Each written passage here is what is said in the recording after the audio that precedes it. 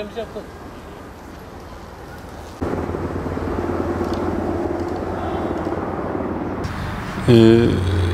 1986 yılında Diyanet İşleri Başkanlığımız camilerimizin sosyal hayatta, inanç hayatımızdaki önemine binaen bir hafta olması düşünüldü ve 1-7 Ekim tarihleri Camiler Haftası olarak ilan edildi. 2003 yılına kadar bu isimle bu haftamız idrak edildi. Daha sonra da 2003 yılından sonra da Camiler ve Din Görevlileri Haftası olarak da isim değişikliği, ekleme yapılarak devam etti. Ve biz de şu anda 1 ve 7 Ekim tarihleri arasını Camiler ve Din Görevlileri Haftası olarak idrak ediyoruz. Bu haftanın konulmasının sebebi, ana teması, camilerimizin tarihteki her yönden faaliyetlerinin icraatının tekrar gündemde tutulması, hayatımıza sunmuş olduğu, şehrimize, bulunmuş olduğumuz bölgeye sunmuş olduğu o mananın daha canlı tutulması için din görevlileri haftası olarak da eklenilmiş olmasının sebebi de din görevliliğinin ne kadar mukaddes ve önemli bir görev olduğu, hem o görevi yapanlar açısından hem de o hizmeti alanlar açısından daha şuurlu, daha bilinçli, daha yeni, daha problemleri çözen, daha işlevsel hale getirilebilmesi için dikkat çekmek manasında bu hafta idrak ediliyor şu anda. Yani bizim inancımıza göre camiler Kabe'nin temsilidir. Bir mekanda, bir köyde, bir mahallede, bir şehirde eğer cami varsa camiler o şehrin ve o bölgenin ruhu gibidir. İnsan bedeninde ruh neyse camiler ve mabetlerimizin de şehirlerdeki işlevi odur. Kur'an-ı Kerim'de Kabe ile ilgili ayet-i kerimelere baktığımızda insanlığa ilk sunulan evin Kabe olduğu ve Kabe'deki mana neyse, Kabe nasıl bir mana taşıyorsa mahallemizde bulunan camilerimiz de o manayı taşıyor. Kabe'deki din görevlisine, imama hürmet nasıl icap ediyorsa aynı şekilde de mahallemizdeki, köyümüzdeki camimizin imamına da, din görevlisine de aynı ihtiramın olması. Kabe imamı nasıl bir sorumluluk altında eziliyorsa, nasıl kendisini iyi yetiştirmiş olması, halkın problemlerini çözebilen, dini çok iyi bilen, asrın problemlerini çözüp çare üretebilen, gönüllere girebilen, her kesime hitap edebilen, çünkü kendisi bir peygamber varisidir. Peygamberdeki vasıflar neyse o ahlakı hayata taşımakla yükümlüdür. Kabe imamı bunu nasıl düşünür, sorumluluk altında gereğini yaparsa aynı şekilde nerede olursa olsun. Cemaat sayısı hiç önemli değil. Çünkü ne kadar kişiye hitap edebiliyorsak o kadar sorumluyuz. Yani kişi ne kadar malı varsa o kadar zekat verebiliyor.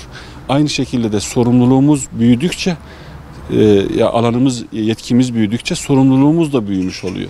Dolayısıyla bir köyde bir köy kadar sorumluluğumuz var. Bir şehirde işte ala meratip bunu düşünebiliyoruz. Bu yüzden de din görevlisi kardeşlerimizin de bu dediğimiz manada Kabe'deki imamlığın sorumluluğunu orada taşımalar. Bir de in ecriye illa alallah. Peygamberlerin en büyük özelliği biz Allah için yapıyoruz bu işi. Biz sizden bir ücret istemiyoruz deyip de Cenab-ı Hakk'ın sevgisini, imanını, tevhid inancını her bölgeye ulaştırmakla mükellefiz. Din görevliliği haftası bunu taşıyor. Dolayısıyla bize düşen sorumluluk bu haftada, biz bu haftada kendimizi muhasebe ediyoruz, çek ediyoruz. Yani bu işe ne kadar layıkız, neler yapmamız lazım. Toplumun bizden beklentileri çok fazla, günden güne artıyor. Toplum içerisinde yanlış inanç akideleri çoğalıyor. Din adına çok cinayetler işleniyor, bidat ve hurafeler yaygınlaşıyor. Ve bu oluşan boşluğu da terör örgütleri başta olmak üzere farklı kesimden insanlar çok rahatlıkla din adına doldurabiliyorlar. Bunun altında biz eziliyor ve bir şeyler yapmaya çalışıyoruz. Hep beraber, yani bu memlekette yaşayan bütün inanan insanlar olarak hepimiz bu manada birbirimize destek vermek durumundayız. Cemaat olarak da camilerimiz sadece namaz kılınan, ibadet edilen ve dağılınan bir yer değildir. Camilerimiz peygamberin camisine benzedikçe camidir. İsminden de toplanılan yer, merkez manasıdır. Mescid, secde edilen yer. Demek secdeler toplu halde yapılır. Kimsenin önünde eğilmeyen başlar toplu halde ancak Allah'ın huzurunda eğilir, başka hiç kimsenin huzurunda eğilmez. Bir güçtür camide cemaatle birlikte olmak. Toplu yürekler toplu vursun diye Allah'ımız 5 vakit namazı camide faziletli kılmış. Haccı bu yüzden senede bir defa, ömürde bir defa farz kılmış. Ve insanların bir araya gelip dertleşmeleri, dertlerini paylaşmaları, acılarını, tatlılarını paylaşmaları ve bir ve beraber olmaları, birlikte Allah'a kul ama hiç kimseye kul olmamak, kula kul olmamayı öğrenmeleri. Bu aynı zamanda kişisel olarak donanımı, devlet olarak güçlü olmayı, toplum olarak her yaşanılan asrın her alanda en üstün seviyede olmayı gerektiriyor. Bu da bir çalışmayı gerektiriyor. Ancak bu çalışmanın olabilmesi için de birlik beraberliğin olması lazım. Yüreklerin beraber çarpması lazım ki bu inanç ile birlikte toplumlar dirilsin, şahıslar dirilsin, güçlensin. Camiler bu manada önemli. Peygamberimizin mescidinde Efendimiz devleti oradan yönetmiştir. Orduyu oradan yönetmiştir. Misafirlerini orada ağırlamıştır. Bir takım sosyal faaliyetleri orada yapmıştır. Hastalara yeri geldiğinde orada bakmıştır. Çocuklar camide cıvıl cıvıl olmuştur. Camilerde çocuklar rahat mekan bulabilmişlerdir. Ve ikame etme. Yani Tevbe suresinde Rabbimiz innema ya'muru mesacidallahi men amene billahi vel yevmil ahir. Yani mescitleri imar edenler, Allah'a ahiret gününe iman eden, zekat veren, namaz kılan ve Allah'tan başka kimseden korkmayan ve esas hidayete erdirilecek olanlar kendileri olacakları umut edilen kimselerdir buyuruyor. Şimdi burada imardan kasıt sadece bina yapmak değil. Çok süslü camiler yapıyoruz.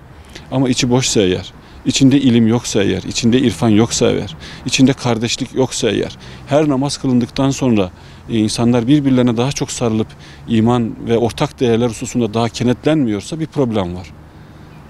Problemler artıyorsa kıldığımız namazlar, camiler ne kadar süslü olursa da masraftan fazla olmuyor. O yüzden ecdadımızın yapmış olduğu camilere baktığımızda o ruh güzelliklerini sanata da aktarmışlar. İşte aşamıyoruz onları.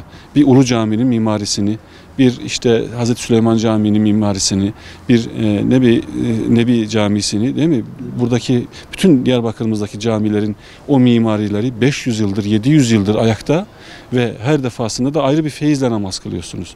Demek ki onu yapanlar iç güzelliklerini de yansıtmışlar. Demek ki orada hakiki namazlar kılınmış. Demek ki orada tevhid inancı bütün latifelere sirayet etmiş ve insanlar tarih boyunca bir taraftan orada ibadet ederken de bütün insanlığa da örnek olabilmişler. Şimdi biz bütün ümmet-i Muhammed olarak bununla imtihan ediliyoruz.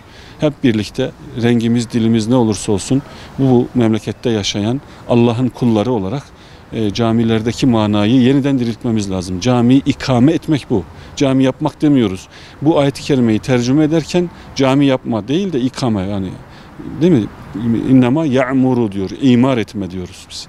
Namazı da ikame diye, pardon, biraz önce de yanlış söyledim, ikame diyoruz. Namaz nasıl kılınır? Birlik beraberlik varsa, kardeşlik varsa, değil mi?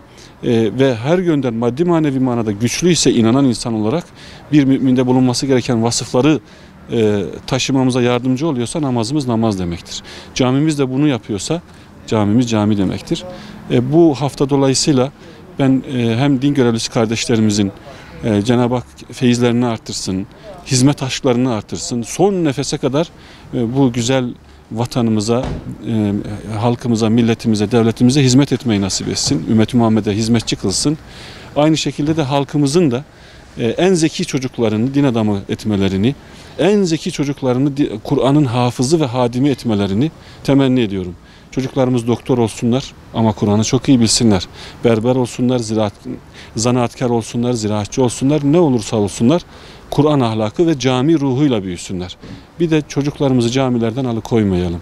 Camilerde bulunan yaşlı amcalarımıza, diğer amcalarımıza, camide çocuk eksikse melekler eksik demektir. Camide yanınızda çocuk varsa meleklerle aynı safta namaz kılıyorsunuz demektir.